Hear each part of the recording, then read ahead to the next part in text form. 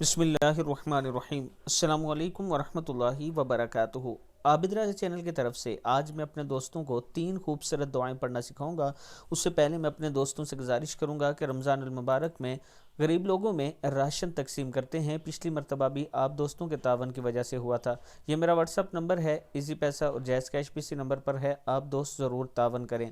تو شروع کرتے ہیں۔ بسم اللہ الرحمن الرحیم۔ اللہ ربی لا اشرک بہ شیئا۔